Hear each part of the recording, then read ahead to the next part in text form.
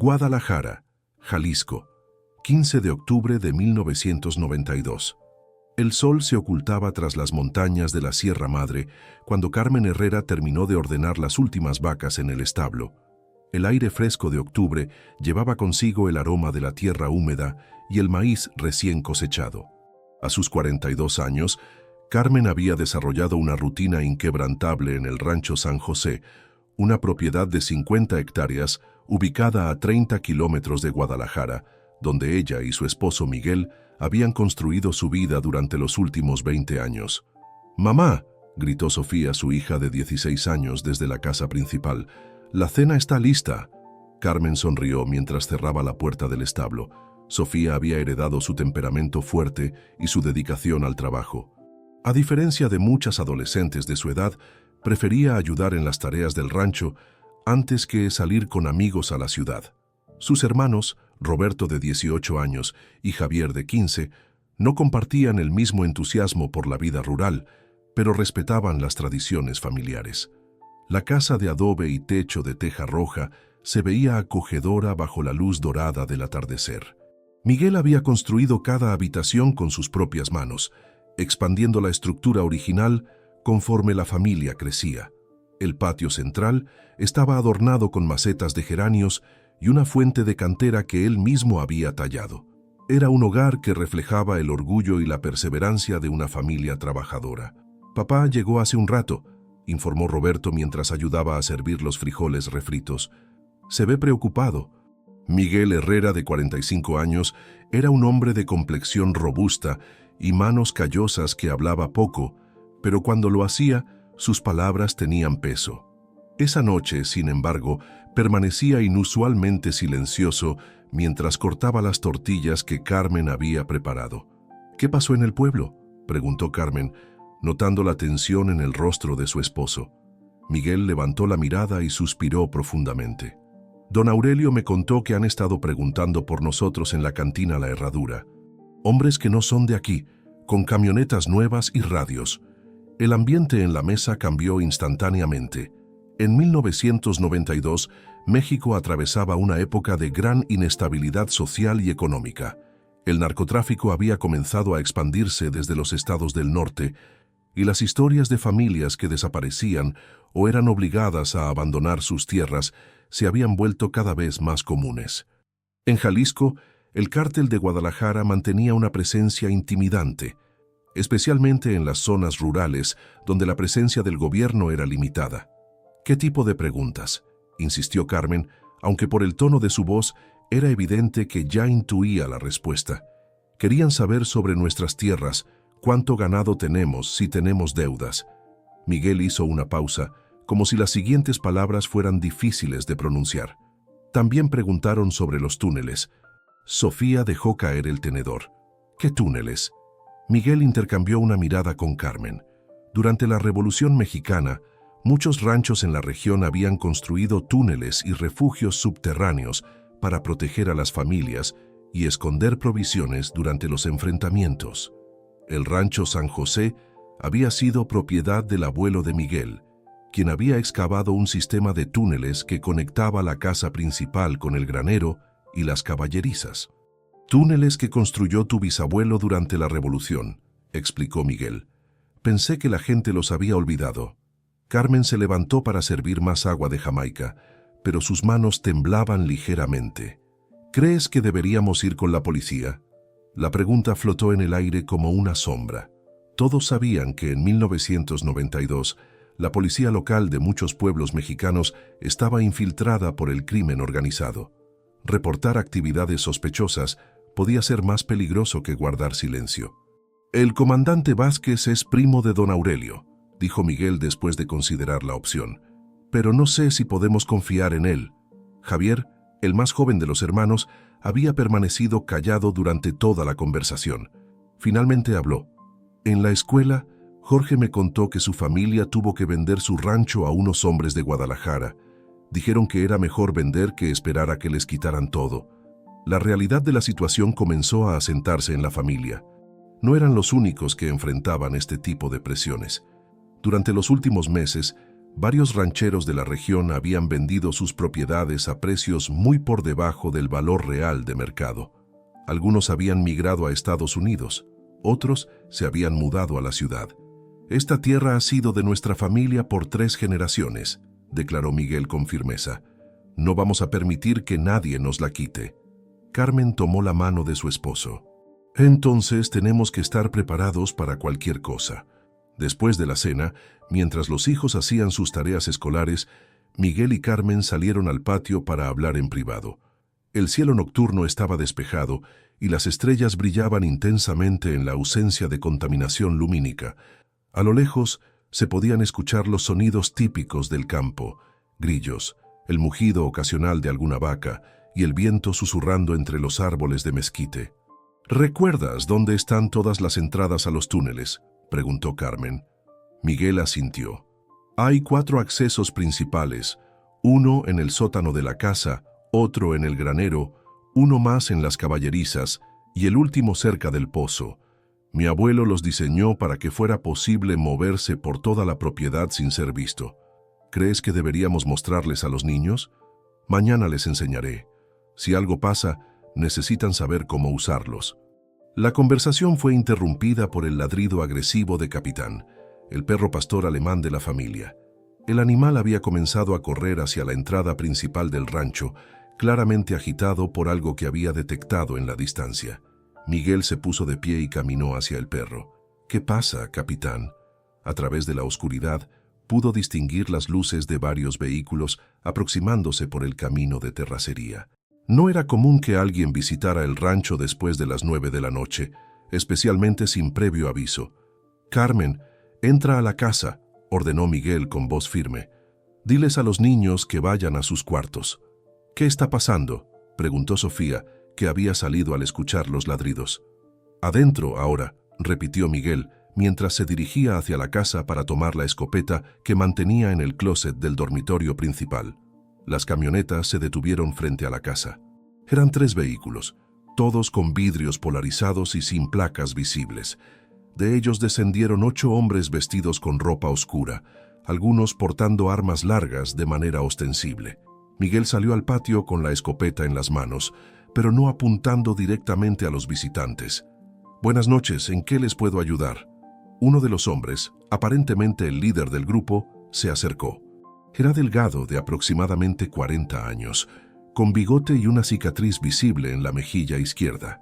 Su acento no era de la región. «Señor Herrera, venimos a hacerle una propuesta de negocios. Creemos que podemos llegar a un acuerdo beneficioso para todos». «A estas horas no hago negocios», respondió Miguel, manteniendo la calma pero con la escopeta lista. «Pueden volver mañana durante el día». El hombre sonrió, pero no era una sonrisa amigable. «Me parece que no entiende la situación. Nosotros no somos de los que esperan hasta mañana». Carmen observaba desde la ventana de la sala, con los 3 hijos agrupados detrás de ella.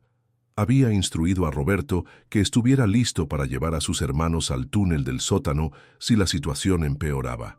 «¿Qué tipo de propuesta?», preguntó Miguel, ganando tiempo mientras evaluaba sus opciones. «Queremos comprar su propiedad. Tenemos una oferta muy generosa». «No está en venta». «Todo está en venta, señor Herrera. Solo es cuestión de encontrar el precio correcto».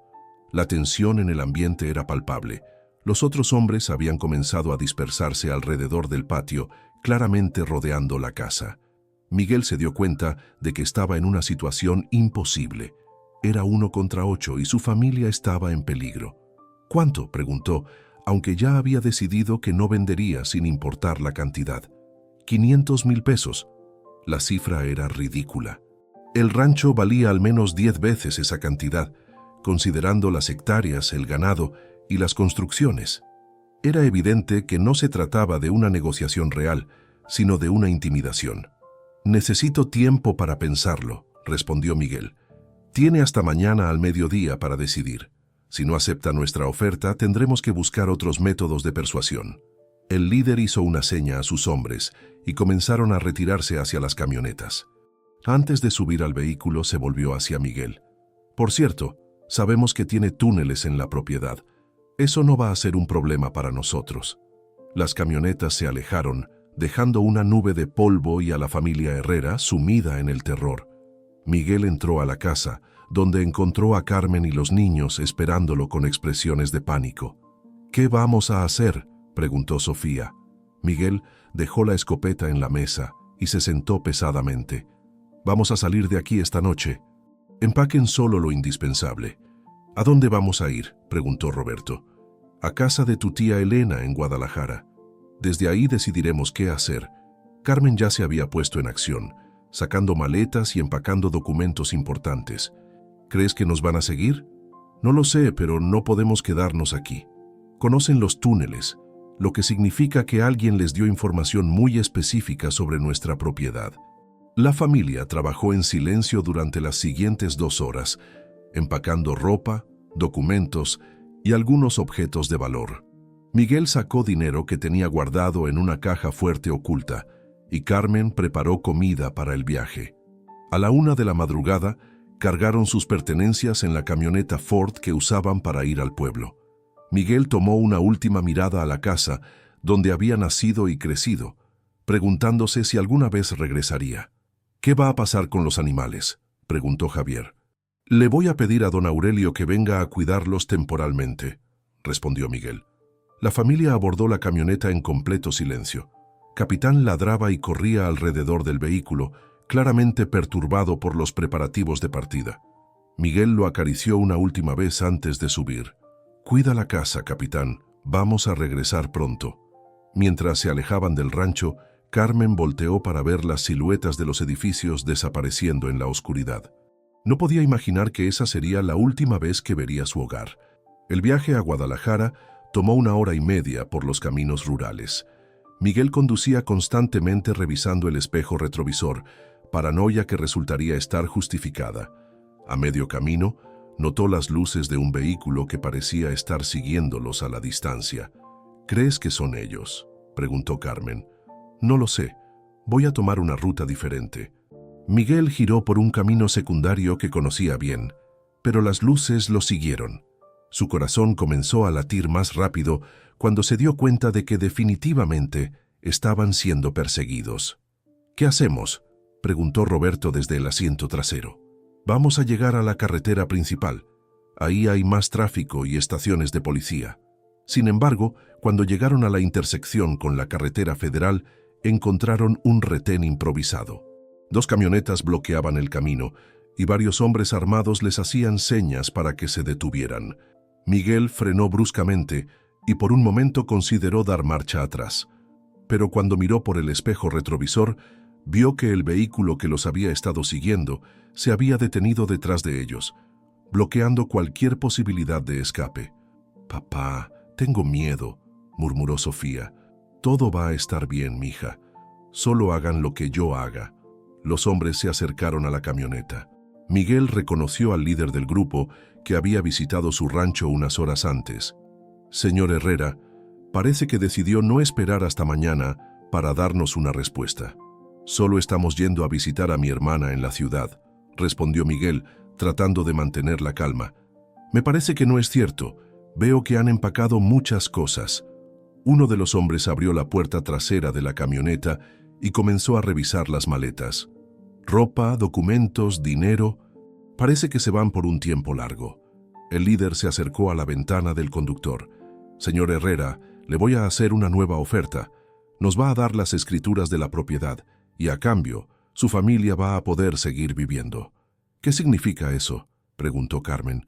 «Significa que van a venir con nosotros mientras procesamos la transferencia de propiedad.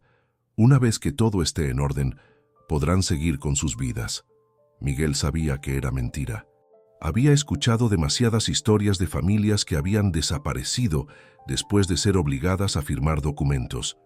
Pero también sabía que no tenían opciones. «¿Y si me niego?». El hombre sonrió otra vez con esa sonrisa fría. «Entonces su familia va a tener que acompañarnos de todas formas, pero las condiciones van a ser diferentes». Carmen apretó la mano de Miguel. En sus ojos, él pudo ver que había llegado a la misma conclusión. No tenían alternativa. «Está bien», dijo Miguel finalmente. «Pero quiero que traten bien a mi familia. Por supuesto, somos personas civilizadas. La familia Herrera fue obligada a bajar de su camioneta y a subir a uno de los vehículos de sus captores. Sus pertenencias fueron confiscadas y Miguel fue separado de Carmen y los niños. ¿A dónde nos llevan?, preguntó Carmen. A un lugar donde van a estar seguros mientras resolvemos los asuntos de negocios, respondió el líder. Mientras los vehículos se alejaban hacia la oscuridad, Miguel miró por la ventana hacia el cielo estrellado y se preguntó si alguna vez volvería a ver el amanecer en su rancho. No podía imaginar que esa noche marcaría el comienzo de un misterio que permanecería sin resolver durante décadas. La camioneta de la familia Herrera fue encontrada abandonada 3 días después por un campesino que pasaba por la carretera. Las autoridades locales iniciaron una investigación, pero la falta de testigos y la corrupción del sistema judicial hicieron que el caso se estancara rápidamente. El rancho San José quedó abandonado, con el ganado vagando libremente por los pastizales y Capitán esperando día tras día el regreso de su familia. Los vecinos especularon sobre lo que había pasado, pero nadie se atrevía a hablar abiertamente sobre los hombres armados que habían estado haciendo preguntas en el pueblo. Y así, la familia Herrera se desvaneció en la noche del 15 de octubre de 1992, llevándose consigo los secretos de una vida construida con trabajo honesto y dejando atrás solo preguntas sin respuesta y una propiedad que pronto sería reclamada por la naturaleza. Guadalajara, Jalisco, 1992-2010. El comandante Jesús Vázquez se acomodó en su silla de cuero desgastado y encendió su tercer cigarro de la mañana. La estación de policía de Tlaquepaque olía a humedad y café recalentado, una combinación que se había vuelto tan familiar como el peso de la pistola en su cinturón. En su escritorio, el expediente de la familia Herrera permanecía abierto, con fotografías en blanco y negro que ya comenzaban a amarillear por los bordes. «Comandante», lo interrumpió el agente Morales, un joven de 23 años que había sido asignado a la estación apenas 6 meses atrás. «Vino la señora Herrera otra vez. Está esperando afuera». Vázquez suspiró profundamente. Elena Herrera, la hermana menor de Miguel, había mantenido una vigilia constante desde la desaparición de su familia. Cada semana, sin falta, aparecía en la estación para preguntar sobre el progreso de la investigación. Su perseverancia era admirable, pero también dolorosa, porque Vázquez sabía que no tenía respuestas que darle. «Hazla pasar», ordenó, mientras cerraba el expediente y lo guardaba en el cajón inferior de su escritorio. Elena Herrera entró a la oficina con el mismo vestido negro que había usado durante los últimos meses, como si estuviera de luto permanente. A los 38 años, había envejecido considerablemente desde la desaparición de su hermano. Su cabello, que antes era de un castaño brillante, ahora mostraba canas prematuras, y sus ojos habían perdido la vivacidad que Vázquez recordaba de sus encuentros casuales en el mercado. «Comandante Vázquez», saludó Elena mientras tomaba asiento. «Vengo a preguntar si hay noticias sobre mi hermano y su familia. Señora Herrera, le he dicho que en cuanto tengamos información, la vamos a contactar inmediatamente». «Han pasado 8 meses», replicó Elena con voz firme. 8 meses sin una sola pista. ¿Cómo es posible que 5 personas desaparezcan sin dejar rastro? Vázquez había formulado la misma pregunta cientos de veces. La investigación inicial había revelado algunos detalles perturbadores. La camioneta de la familia había sido encontrada con las llaves puestas y las maletas intactas en la parte trasera. No había signos de lucha, pero tampoco había evidencia de que hubieran partido voluntariamente. «Hemos seguido todas las pistas disponibles», respondió Vázquez, aunque sabía que sonaba a excusa. «Interrogamos a todos los vecinos, revisamos los registros de hospitales y morgues en un radio de 200 kilómetros, contactamos a familiares en otros estados. ¿Y los hombres que estuvieron preguntando por mi hermano en el pueblo?». Esa era la pregunta que más lo incomodaba. Varios testigos habían confirmado que hombres desconocidos habían estado haciendo preguntas sobre la familia Herrera en las semanas previas a la desaparición. Sin embargo, cuando Vázquez había intentado investigar más profundamente, había recibido una llamada de su superior inmediato ordenándole que no hiciera olas innecesarias. «Seguimos trabajando en esa línea de investigación», mintió Vázquez. Elena lo miró directamente a los ojos. «Comandante, usted conocía a mi hermano desde que éramos niños. Sabe que Miguel nunca abandonaría su rancho voluntariamente. Algo terrible les pasó». Vázquez sabía que Elena tenía razón. Miguel Herrera era un hombre de principios profundos, apegado a su tierra y a su familia. La idea de que hubiera abandonado todo para empezar una nueva vida en otro lugar era absurda. «Señora Herrera, le prometo que no vamos a cerrar la investigación, pero necesita entender que hay límites a lo que podemos hacer con los recursos que tenemos». Elena se puso de pie lentamente. «Comandante, si las autoridades no pueden ayudar a mi familia, entonces tendré que buscar justicia por mi cuenta. Le recomiendo que no haga nada peligroso. Si realmente hay personas involucradas en la desaparición, podrían considerarla una amenaza. Ya perdí a mi hermano y a mis sobrinos. No me queda mucho más que perder». Después de que Elena se fue, Vázquez permaneció en su oficina contemplando las fotografías familiares en su escritorio. Tenía 3 hijos, todos menores de edad, y una esposa que trabajaba como maestra en la escuela primaria local. La idea de que su familia pudiera desaparecer de la misma manera lo llenaba de terror. La verdad era que Vázquez tenía sospechas sobre lo que había ocurrido con la familia Herrera, pero no podía actuar sobre ellas. Durante los meses posteriores a la desaparición, había notado un aumento en la actividad del crimen organizado en la región. Varios ranchos habían sido vendidos a precios sospechosamente bajos y los nuevos propietarios parecían tener conexiones con grupos criminales de Guadalajara. El rancho San José había sido uno de los primeros en ser adquirido por estos nuevos intereses. Apenas 3 meses después de la desaparición, un hombre llamado Ricardo Salinas había presentado documentos que supuestamente probaban que Miguel Herrera le había vendido la propiedad. Los documentos parecían auténticos, pero Vázquez sabía que era relativamente fácil falsificar este tipo de papeles con las conexiones correctas. Salinas era un empresario de Guadalajara con vínculos conocidos al Cártel de Guadalajara. Oficialmente, se dedicaba a la exportación de productos agrícolas, pero las autoridades federales sospechaban que sus negocios legítimos servían como fachada para actividades de narcotráfico. Cuando Vázquez había intentado investigar la autenticidad de los documentos de venta, había recibido órdenes directas de sus superiores de no interferir con las transacciones comerciales legítimas. El mensaje era claro. El caso de la familia Herrera era demasiado peligroso para la policía local. Mientras tanto, Elena Herrera había iniciado su propia investigación. Contactó a organizaciones de derechos humanos en la Ciudad de México, contrató a un abogado privado y comenzó a documentar meticulosamente todos los aspectos de la desaparición. Sus esfuerzos atrajeron la atención de periodistas locales, quienes publicaron varios artículos sobre el caso en periódicos de Guadalajara. En 1994, 2 años después de la desaparición, Elena recibió una llamada telefónica anónima que cambió su perspectiva sobre el caso.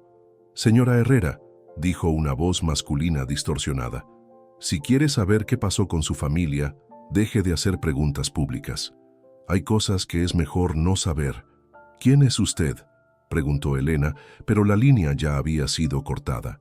Esa noche, Elena encontró una nota deslizada bajo la puerta de su casa. El mensaje era simple pero aterrador. Su hermano y su familia no sufrieron. Pueden tener la misma suerte si dejan de buscar. Elena llevó la nota a la policía, pero Vázquez le explicó que era imposible rastrear su origen. Sin embargo, le recomendó que considerara mudarse a otra ciudad por su seguridad. «No voy a permitir que me intimiden», declaró Elena. «Si algo me pasa, al menos la gente sabrá que estaba buscando la verdad». Durante los siguientes años, Elena continuó su búsqueda, pero los resultados fueron cada vez más escasos. Los testigos que inicialmente habían estado dispuestos a hablar comenzaron a retractarse o a negar haber visto algo inusual. Algunos vecinos del pueblo le dijeron confidencialmente que habían recibido visitas de hombres armados que les habían sugerido que olvidaran lo que habían visto.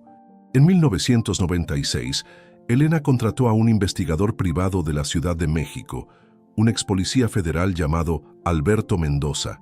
Mendoza había trabajado en casos de crimen organizado durante 15 años y tenía contactos en las agencias de inteligencia del gobierno. Señora Herrera, le dijo Mendoza después de revisar toda la evidencia disponible, este caso tiene todas las características de una operación de limpieza del crimen organizado. Su hermano probablemente se negó a cooperar con algún grupo criminal y la familia completa fue eliminada para evitar testigos. ¿Qué significa eliminada?, preguntó Elena, aunque ya conocía la respuesta.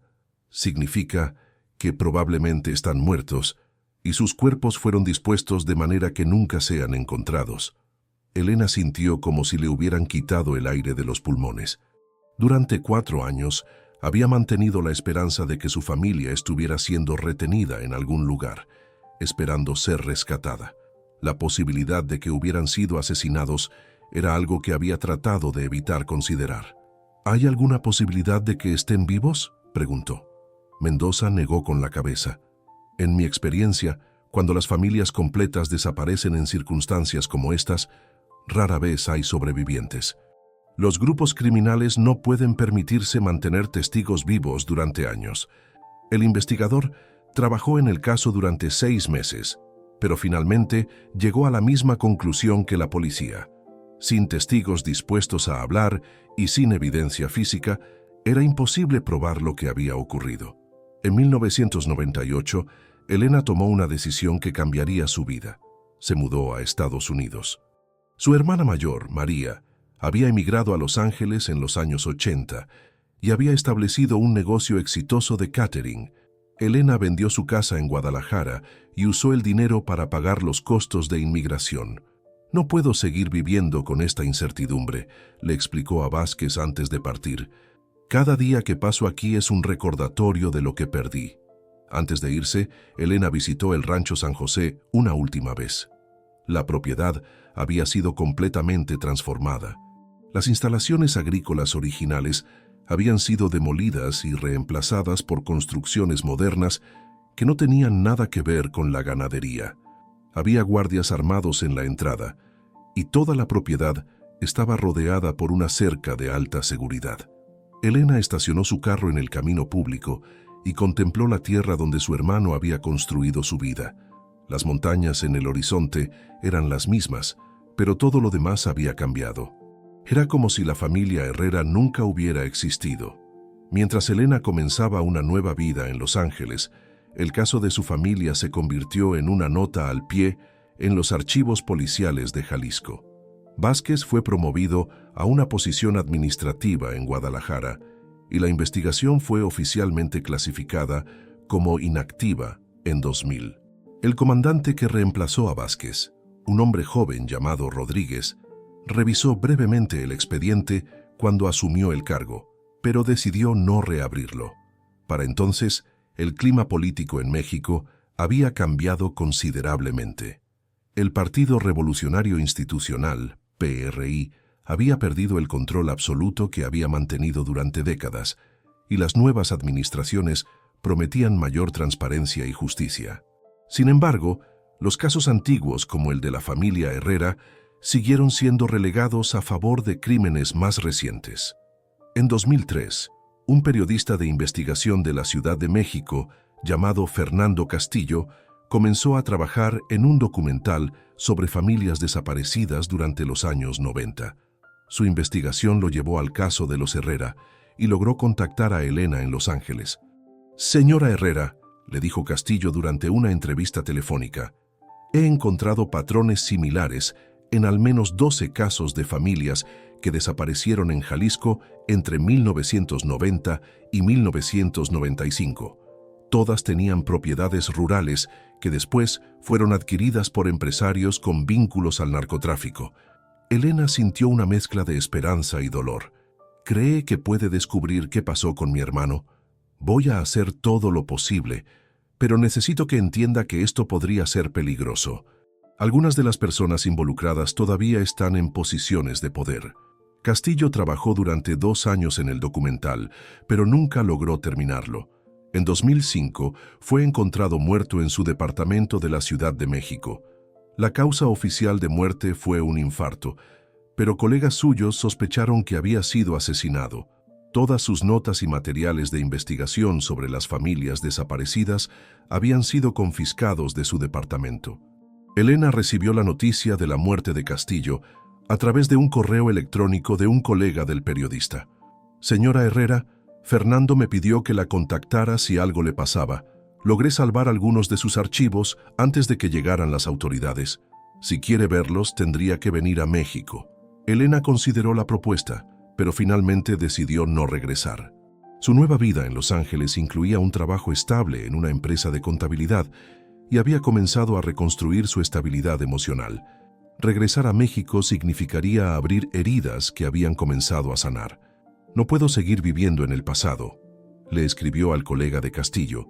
Si tiene información que pueda ayudar a otras familias, por favor compártala con las autoridades apropiadas. Mientras tanto, el Rancho San José había experimentado otra transformación. En 2004, Ricardo Salinas había vendido la propiedad a una empresa de desarrollo inmobiliario llamada Constructora del Pacífico. La empresa tenía planes de construir un complejo residencial de lujo en el terreno, pero los planos nunca se materializaron. En 2006, la propiedad fue vendida nuevamente, esta vez a un inversionista estadounidense llamado David Morrison. Morrison era un jubilado de Texas que había decidido mudarse a México para disfrutar de un costo de vida más bajo. Su plan era restaurar el rancho a su gloria original y criar ganado como pasatiempo. Morrison había hecho su fortuna en la industria petrolera y tenía los recursos necesarios para una renovación completa. Contrató a arquitectos locales para diseñar nuevas instalaciones, pero mantuvo la estructura básica de la propiedad original. «Quiero que se sienta auténtico», le explicó Morrison a su arquitecto, «como si fuera un rancho que ha estado en la misma familia durante generaciones». La ironía de la declaración era palpable para los trabajadores locales que recordaban a la familia Herrera, pero ninguno se atrevía a comentar sobre el pasado de la propiedad. Morrison vivió en el rancho durante 2 años, pero nunca se sintió completamente cómodo. Los trabajadores locales le contaban historias sobre ruidos extraños durante la noche, y él mismo había notado que sus animales parecían evitar ciertas áreas de la propiedad. «Hay algo raro en este lugar», le confesó Morrison a su vecino más cercano, un ranchero llamado Don Aurelio, quien había sido amigo de Miguel Herrera. «Los caballos no quieren acercarse al granero viejo y los perros ladran toda la noche sin razón aparente». Don Aurelio, quien ya tenía 70 años, decidió que era hora de compartir lo que sabía. «Señor Morrison, hubo una familia que vivía aquí antes. Desaparecieron hace muchos años, y la gente dice que sus espíritus todavía rondan la propiedad». Morrison, siendo un hombre práctico, no creía en fantasmas, pero las historias lo intrigaron. «¿Qué tipo de familia?» «Gente buena. Miguel Herrera y su esposa Carmen, con 3 hijos. Trabajaron esta tierra durante décadas. Una noche desaparecieron y nunca se supo qué pasó con ellos». «¿La policía investigó?» Don Aurelio hizo una mueca. «La policía hizo lo que pudo, pero ya sabe cómo son las cosas por aquí. Hay preguntas que es mejor no hacer». Morrison comenzó a investigar por su cuenta la historia de la propiedad. Visitó los archivos del registro público en Guadalajara y descubrió las múltiples transferencias de propiedad que habían ocurrido después de la desaparición. Los documentos legales parecían estar en orden, pero había algo que no encajaba en la cronología. En 2008, Morrison contrató a un genealogista para rastrear la historia completa de la propiedad. El genealogista descubrió que la familia Herrera había sido propietaria del rancho desde 1935, cuando el abuelo de Miguel lo había comprado después de la Revolución Mexicana. «Señor Morrison», le reportó el genealogista, «hay una discrepancia en los documentos de venta. La escritura que supuestamente firmó Miguel Herrera está fechada 3 días después de que su familia fue reportada como desaparecida». Morrison sintió un escalofrío. «¿Qué significa eso?» «Significa que alguien falsificó la firma de Miguel Herrera o que los documentos fueron manipulados después de su desaparición». Morrison llevó esta información a las autoridades locales, pero el comandante Rodríguez le explicó que era demasiado tarde para investigar irregularidades en documentos de más de 15 años. «Señor Morrison, entiendo su preocupación, pero el caso de la familia Herrera está cerrado. No hay evidencia de que haya ocurrido algún crimen. ¿Cómo puede estar cerrado si nunca encontraron los cuerpos? Después de tantos años, Se presume que están muertos. Es un caso de personas desaparecidas, no de homicidio. Morrison regresó a su rancho frustrado y perturbado. Había comprado la propiedad para disfrutar de sus años de jubilación, pero ahora se sentía como si estuviera viviendo en un lugar marcado por la tragedia. En 2009, Morrison decidió vender la propiedad y regresar a Texas. Había perdido el interés en la vida rural mexicana y las historias sobre la familia Herrera habían afectado su paz mental. «No puedo seguir viviendo aquí sabiendo lo que sé», le explicó a su agente inmobiliario. «Esta tierra tiene demasiada historia dolorosa». La propiedad fue puesta en venta, pero pasaron varios meses sin encontrar comprador. El precio era razonable, pero la reputación de la propiedad había comenzado a extenderse entre los posibles compradores locales. Finalmente, en febrero de 2010, un agricultor local llamado José Ramírez hizo una oferta. Ramírez tenía 45 años y había trabajado como capataz en varios ranchos de la región. Había ahorrado dinero durante 20 años con la esperanza de comprar su propia propiedad. «Señor Morrison», le dijo Ramírez durante la negociación, «he trabajado en estas tierras desde que era joven. Conozco la historia, pero no me asustan las leyendas. La tierra es buena, y eso es lo que importa». Morrison aceptó la oferta, aliviado de poder deshacerse de la propiedad. Durante el proceso de transferencia, le entregó a Ramírez todos los documentos que había recopilado sobre la historia del rancho. «Tal vez usted pueda hacer algo con esta información», le dijo. «Yo no pude, pero quizás alguien de la comunidad local tenga mejor suerte». Ramírez guardó los documentos en una caja, pero no les prestó mucha atención. Su enfoque estaba en restaurar la productividad agrícola del rancho, no en investigar misterios del pasado. Sin embargo, el destino tenía otros planes para José Ramírez. En los próximos meses, mientras trabajaba en renovar las instalaciones del rancho, haría un descubrimiento que cambiaría para siempre la comprensión del caso de la familia Herrera. La primavera de 2010 llegó con lluvias abundantes, algo inusual para la región. El exceso de agua había causado problemas de filtración en varios edificios del rancho, particularmente en el granero principal. Ramírez decidió que era necesario renovar completamente los cimientos del edificio. «Vamos a tener que excavar profundo», le dijo a su equipo de trabajadores. «Necesitamos asegurar que no haya más problemas de humedad». No podía imaginar que esa excavación desenterraría secretos que habían estado ocultos durante 18 años y que finalmente proporcionaría respuestas a las preguntas que habían atormentado a Elena Herrera durante casi 2 décadas. El silencio que había envuelto el destino de la familia Herrera estaba a punto de romperse, pero la verdad que emergería sería más perturbadora de lo que cualquiera podría haber imaginado. Rancho San José, Jalisco, 15 de marzo de 2010. El sol matutino se filtraba a través de las nubes grises cuando José Ramírez llegó al granero con su equipo de trabajadores. La temporada de lluvias había sido especialmente intensa ese año, y la estructura de adobe del granero mostraba signos evidentes de deterioro. Manchas de humedad se extendían por las paredes, y en algunos lugares el piso de tierra había comenzado a hundirse de manera irregular. «Patrón», dijo Esteban Morales, el capataz de confianza de Ramírez, «creo que vamos a necesitar más tiempo del que pensamos. El daño es peor de lo que parecía». Ramírez se agachó para examinar una grieta particularmente grande en el suelo. «Está bien, hagámoslo correctamente desde el principio. Mi abuelo siempre decía que el trabajo barato sale caro». El equipo consistía en 4 hombres. Esteban, quien había trabajado en construcción durante 15 años. Luis y Carlos, 2 hermanos que se especializaban en albañilería, y Miguel, un joven de 22 años que acababa de unirse al equipo. Todos eran de pueblos cercanos y habían conocido a la familia Herrera de diferentes maneras. «Señor Ramírez», comentó Luis mientras preparaba las herramientas, «mi papá trabajó para los Herrera hace muchos años. Siempre decía que eran gente buena». «Sí, he escuchado las historias», respondió Ramírez, «pero eso fue hace mucho tiempo. Ahora esta tierra es nuestra responsabilidad». Comenzaron el trabajo de excavación alrededor de las 10 de la mañana. El plan era remover el piso de tierra existente y reemplazarlo con una base de concreto que resistiera mejor la humedad. Esteban operaba una pequeña excavadora mecánica, mientras los otros trabajadores removían los escombros manualmente. Durante las primeras 2 horas el trabajo progresó sin incidentes. La tierra era relativamente suave debido a las lluvias recientes, lo que facilitaba la excavación.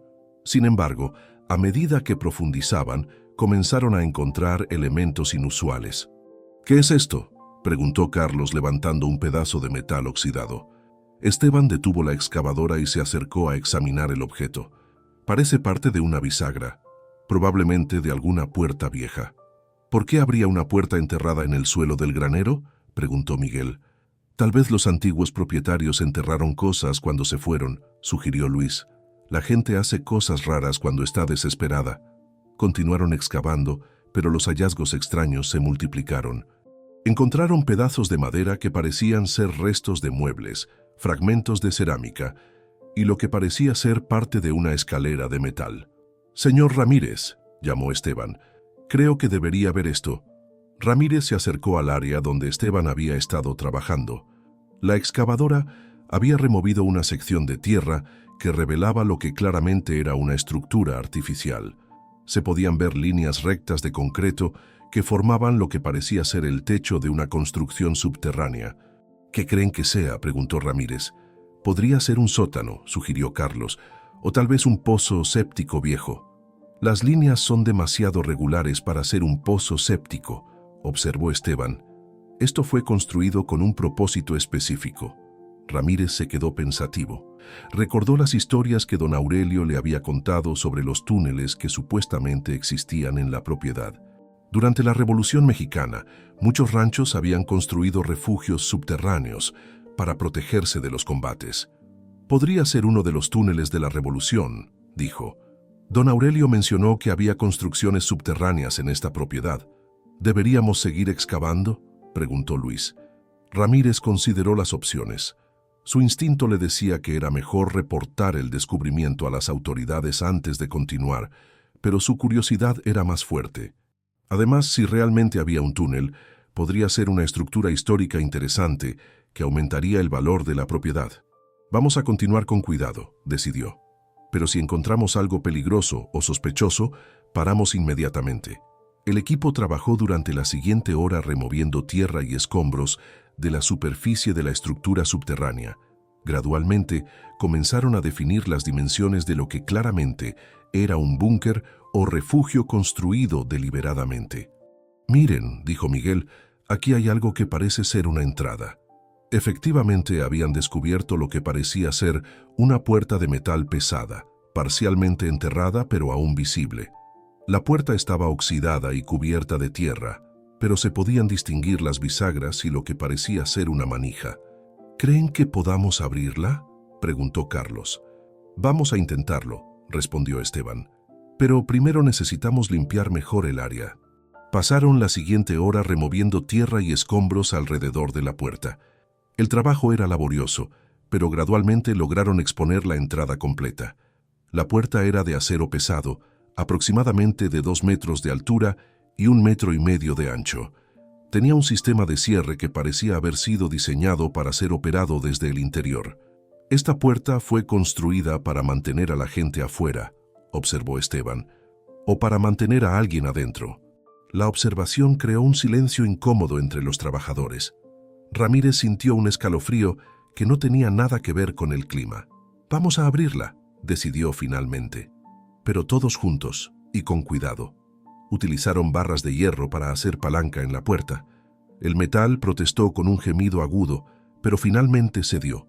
La puerta se abrió hacia adentro, revelando una escalera de concreto que descendía hacia la oscuridad. El aire que emanaba del interior era viciado y tenía un olor extraño que ninguno de los hombres pudo identificar inmediatamente.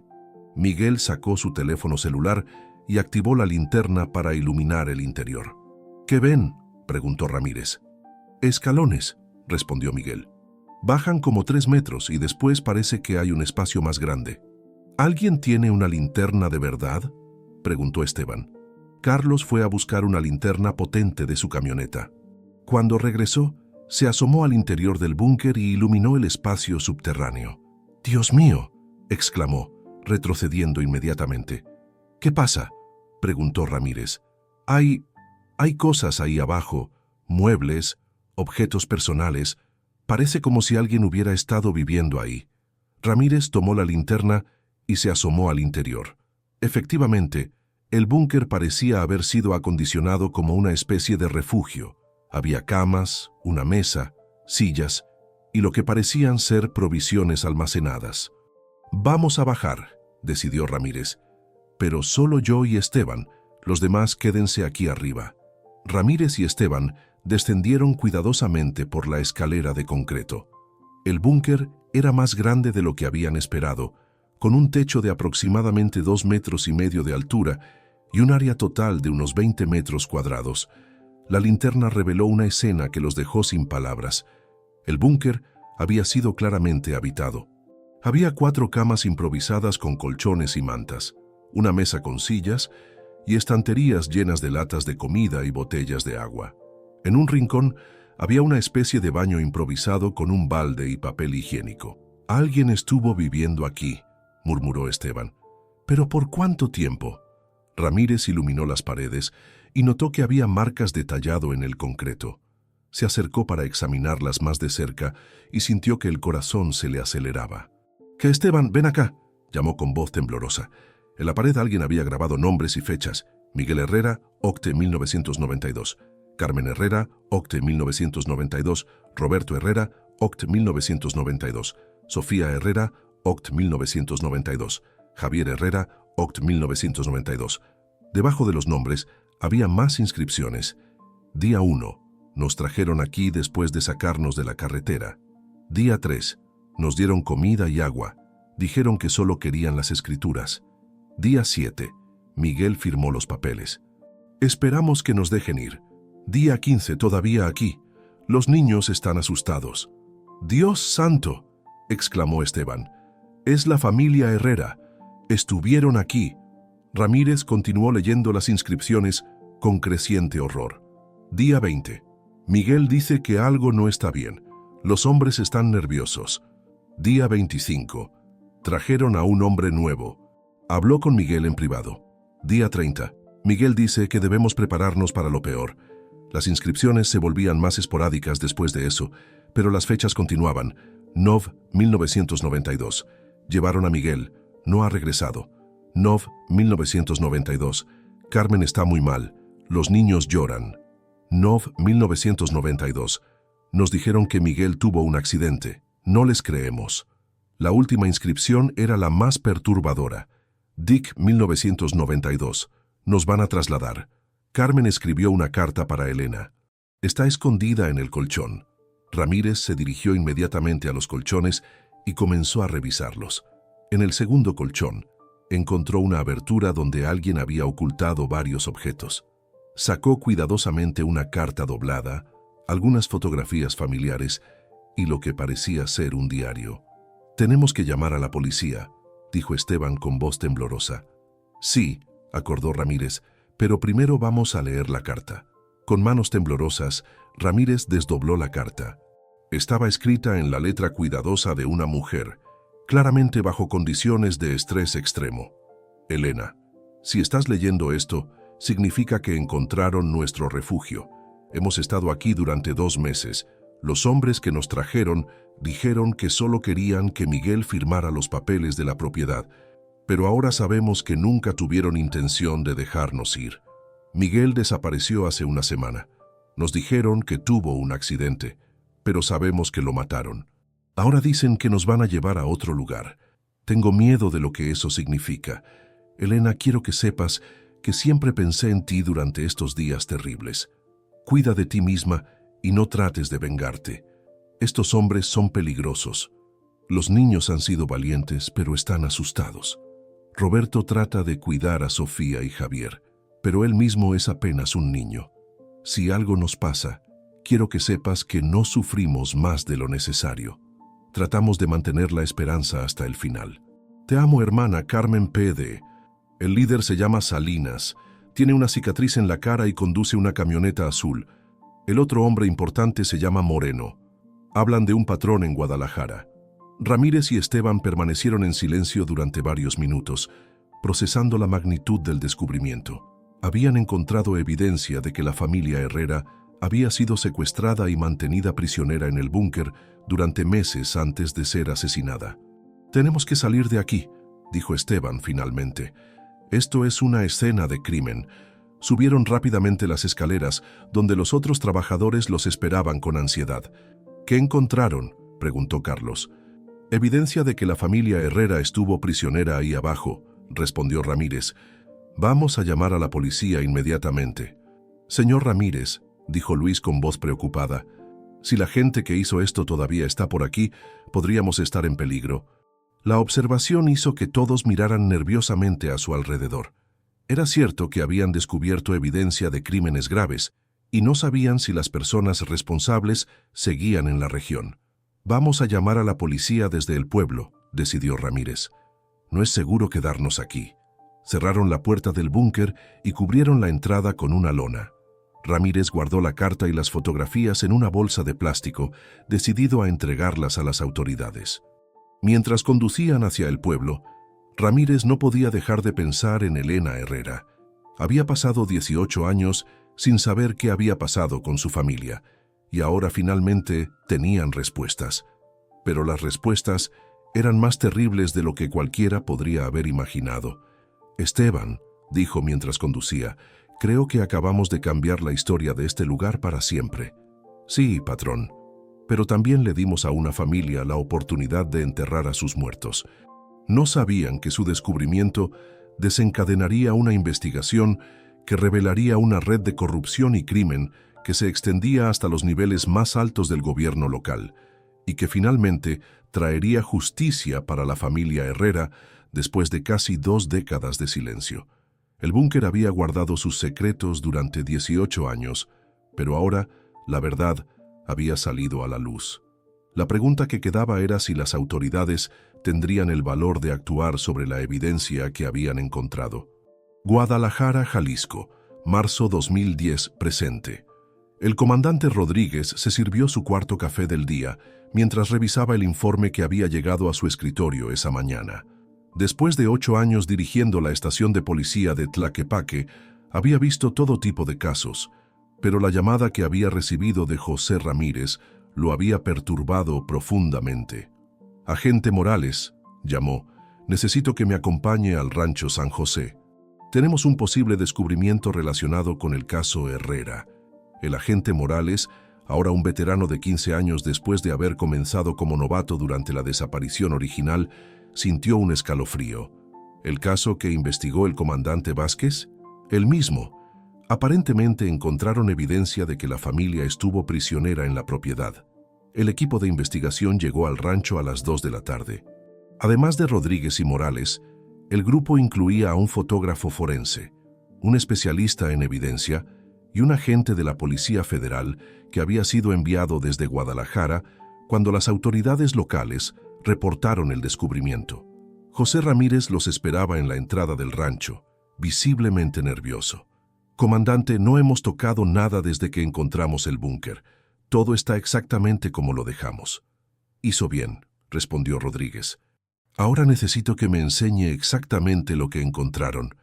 El grupo se dirigió al granero, donde la entrada al búnker había sido parcialmente descubierta.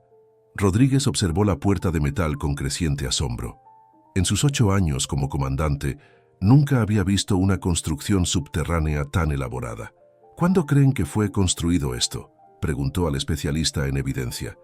«Basándome en los materiales y el estilo de construcción, diría que probablemente durante los años 40 o 50, pero fue modificado y utilizado mucho más recientemente».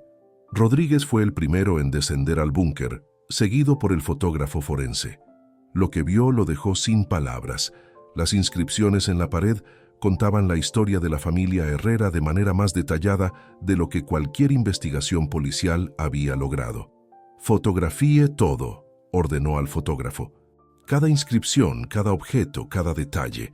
El agente federal, un hombre de mediana edad llamado Inspector Gutiérrez, examinó cuidadosamente la carta que Carmen Herrera había dejado escondida. «Esto es evidencia directa de secuestro y probablemente homicidio. Vamos a necesitar exhumar toda la propiedad. ¿Cree que los cuerpos están enterrados aquí?, preguntó Rodríguez. Es muy probable. Según las inscripciones, la familia fue trasladada del búnker en diciembre de 1992. Si los mataron después de eso, lo más lógico sería que enterraran los cuerpos en algún lugar de la propiedad. Durante las siguientes 6 horas, el equipo documentó meticulosamente todo el contenido del búnker. Encontraron más evidencia de que la familia había estado prisionera allí durante meses.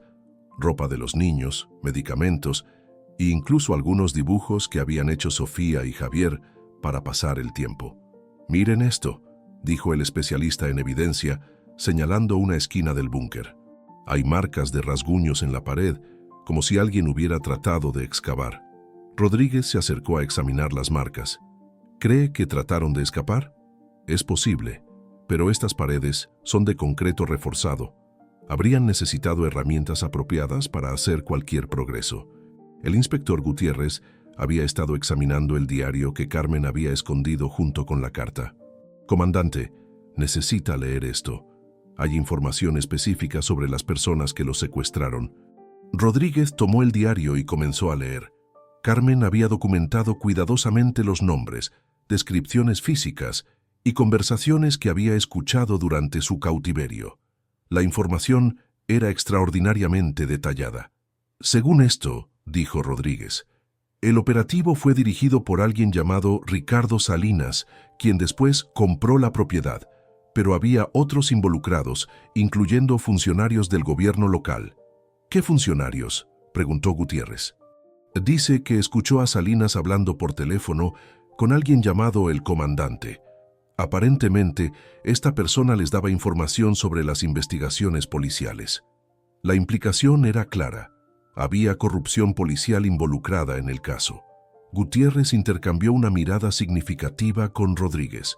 «Comandante, este caso va a tener que ser manejado a nivel federal. Si hay corrupción policial local involucrada, no podemos confiar en las autoridades regionales». Rodríguez asintió, aunque sabía que eso significaba que el caso sería removido de su jurisdicción. «¿Qué necesita de nosotros?». «Por ahora, necesito que sellen completamente esta área y que no permitan el acceso a nadie más. Voy a solicitar un equipo de antropología forense de la Ciudad de México para que busque los restos». Mientras el equipo terminaba de documentar el búnker, Rodríguez recibió una llamada en su radio. «Comandante, tiene una llamada urgente en la estación. Una mujer de Estados Unidos que dice ser familiar de la familia Herrera». Rodríguez sintió un nudo en el estómago. ¿Dijo su nombre? «Elena Herrera. Dice que vio las noticias en Internet sobre el descubrimiento». La noticia del hallazgo se había filtrado rápidamente a los medios de comunicación locales y algunos periodistas habían publicado artículos en línea. Era inevitable que Elena se enterara. «Dígale que voy a llamarla en 1 hora», respondió Rodríguez. Cuando finalmente logró contactar a Elena esa noche, la conversación fue una de las más difíciles de su carrera. «Señora Herrera, siento mucho que se haya enterado por las noticias. Queríamos contactarla oficialmente antes de que la información se hiciera pública». «Comandante», respondió Elena con voz quebrada, «¿es cierto que encontraron evidencia de que mi familia estuvo prisionera?» «Sí, señora. Encontramos un refugio subterráneo donde su familia estuvo detenida durante varios meses. Su cuñada Carmen dejó una carta para usted». Elena guardó silencio durante varios minutos. Cuando finalmente habló, su voz era apenas un susurro. «¿Sufrieron mucho?» «Según la evidencia que hemos encontrado, su familia trató de mantener la esperanza. Su cuñada documentó que cuidaron el uno del otro hasta el final. ¿Van a encontrar sus cuerpos? Vamos a hacer todo lo posible. Tenemos un equipo de especialistas llegando de la Ciudad de México. Comandante, quiero regresar a México. Después de 18 años necesito estar ahí». «Por supuesto, señora Herrera. La mantendremos informada de todos los desarrollos». Esa noche Rodríguez se quedó despierto hasta tarde reflexionando sobre el caso. Como policía, había visto muchas tragedias, pero algo sobre la historia de la familia Herrera lo afectaba profundamente. Tal vez era la forma en que habían mantenido la esperanza durante su cautiverio o la manera en que Carmen había pensado en su hermana hasta el final. Al día siguiente, llegó el equipo de antropología forense de la Ciudad de México. Estaba dirigido por la doctora Patricia Mendoza, una especialista en exhumaciones que había trabajado en casos de desapariciones forzadas durante décadas. «Comandante», le dijo la doctora Mendoza después de revisar toda la evidencia, «basándome en las inscripciones y el diario, creo que los cuerpos fueron enterrados en algún lugar de esta propiedad. Vamos a usar radar de penetración terrestre para buscar anomalías en el suelo». El proceso de búsqueda tomó 3 días. El equipo examinó cada metro cuadrado de la propiedad, prestando especial atención a áreas que mostraban signos de perturbación del suelo. El tercer día, el radar detectó una anomalía significativa cerca de un grupo de árboles de mezquite en la parte trasera de la propiedad. La excavación reveló una fosa común que contenía 5 esqueletos. «Comandante», reportó la doctora Mendoza con voz solemne, «hemos encontrado los restos de 5 individuos, 2 adultos y 3 menores. Basándome en la evidencia preliminar, corresponden a las edades de la familia Herrera». La noticia del descubrimiento de los cuerpos se extendió rápidamente.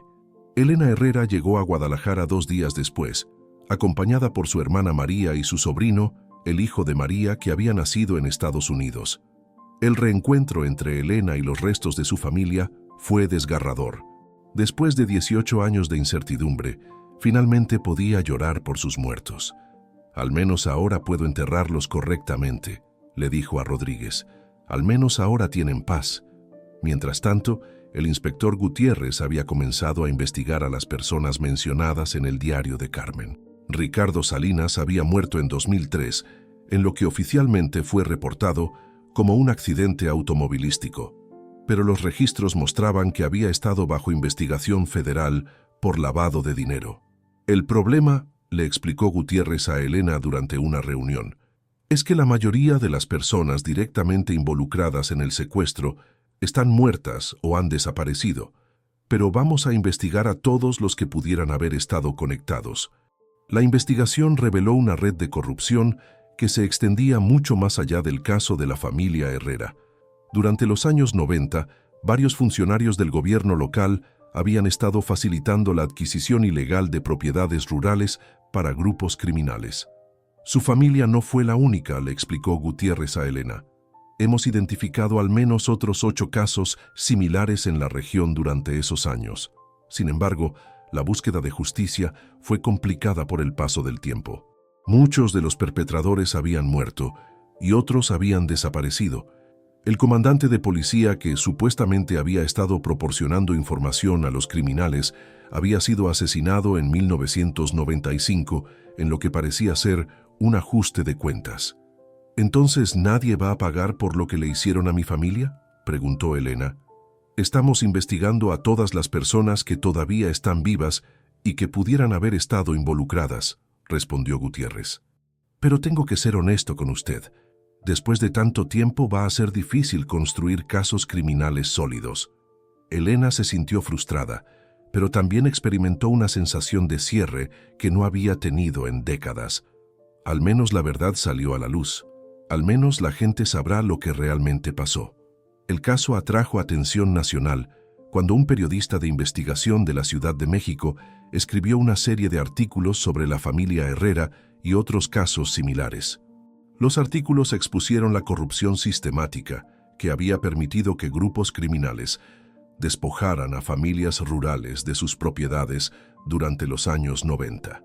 «La historia de la familia Herrera», escribió el periodista, «es un microcosmos de la violencia y corrupción que plagó a México durante las décadas finales del siglo XX. Su tragedia personal refleja tragedias nacionales más amplias». Elena decidió quedarse en México durante varios meses para supervisar el funeral de su familia y para participar en la investigación continua. Los restos fueron enterrados en el cementerio local de Tlaquepaque, en una ceremonia que atrajo a cientos de personas de la comunidad. «Miguel siempre quiso que su familia estuviera unida», dijo Elena durante el servicio funerario. «Ahora finalmente están en paz juntos». José Ramírez, el agricultor que había hecho el descubrimiento, decidió donar una parte de su propiedad para crear un memorial para la familia Herrera y otras víctimas de la violencia en la región. Esta tierra ha visto demasiado sufrimiento, le dijo a Elena. Es hora de que se use para algo positivo. El memorial fue inaugurado un año después, en octubre de 2011, exactamente 19 años después de la desaparición. Consiste en un jardín tranquilo con 5 árboles plantados en memoria de cada miembro de la familia y una placa que cuenta su historia. Elena regresó a Estados Unidos después del funeral, pero mantiene contacto regular con las autoridades mexicanas sobre el caso. Aunque nunca se logró una condena criminal por los asesinatos, la investigación resultó en reformas significativas en los procedimientos policiales para casos de personas desaparecidas en Jalisco. No puedo traer de vuelta a mi familia, reflexiona Elena, pero al menos otros no tendrán que sufrir la incertidumbre que yo sufrí durante 18 años. El comandante Rodríguez fue promovido después de su manejo del caso y ahora dirige una unidad especializada en casos de personas desaparecidas. Ha implementado protocolos que requieren investigaciones más exhaustivas y cooperación federal en casos similares. El caso Herrera nos enseñó que nunca debemos abandonar la búsqueda de la verdad, dice Rodríguez. Sin importar cuánto tiempo pase, las familias merecen respuestas. El doctor Gutiérrez continúa investigando casos relacionados de los años 90. Su trabajo ha resultado en la identificación de varias otras fosas comunes en la región, proporcionando cierre a docenas de familias que habían perdido seres queridos durante esa época violenta. Cada familia que encontramos es una victoria contra el olvido, explica Gutiérrez. La impunidad prospera en el silencio, pero cuando la verdad sale a la luz, la justicia se vuelve posible. Hoy el Rancho San José es un lugar diferente. José Ramírez ha convertido parte de la propiedad en una granja orgánica exitosa, pero ha preservado el área donde se encontró el búnker como un sitio de memoria. Los visitantes pueden ver el memorial y aprender sobre la historia de la familia Herrera. Es importante que la gente recuerde, dice Ramírez, no solo lo que pasó aquí, sino lo que pasó en todo México durante esos años. La memoria es la única manera de asegurar que no se repita. El búnker mismo fue sellado permanentemente después de que se completó la investigación forense, pero se instaló una placa conmemorativa en el lugar. La placa dice simplemente, en memoria de Miguel, Carmen, Roberto, Sofía y Javier Herrera. Su historia nos recuerda la importancia de la justicia, la verdad y la memoria.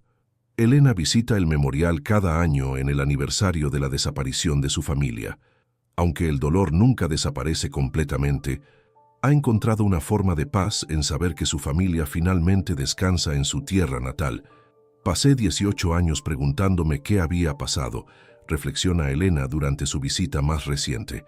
La verdad fue más terrible de lo que había imaginado, pero también me liberó. Ya no tengo que vivir con la incertidumbre. La historia de la familia Herrera se ha convertido en un símbolo de los casos de desapariciones forzadas en México. Su historia ha sido contada en documentales, libros y obras de teatro, asegurando que su memoria perdure. Mi hermano siempre decía que la tierra no miente, dice Elena mientras visita las tumbas de su familia. Al final, la tierra reveló la verdad. Después de 18 años de silencio, Miguel, Carmen, Roberto, Sofía y Javier finalmente pudieron contar su historia. El caso de la familia Herrera permanece abierto oficialmente, pero en el corazón de su comunidad ha encontrado su resolución. La verdad que emergió del búnker enterrado no solo proporcionó justicia para una familia, sino que también arrojó luz sobre una época oscura en la historia de México, recordándonos que incluso en los tiempos más difíciles, la búsqueda de la verdad y la justicia nunca debe abandonarse. En el cementerio de Tlaquepaque, 5 lápidas juntas marcan el lugar donde finalmente descansan Miguel, Carmen, Roberto, Sofía y Javier Herrera. El epitafio, elegido por Elena, dice simplemente, juntos en vida, juntos en muerte, unidos para siempre en memoria. Y en las noches tranquilas, cuando el viento sopla a través de los árboles del memorial en el Rancho San José, los visitantes dicen que pueden sentir la presencia de la familia Herrera, ya no como víctimas silenciosas, sino como testigos cuya verdad finalmente fue escuchada.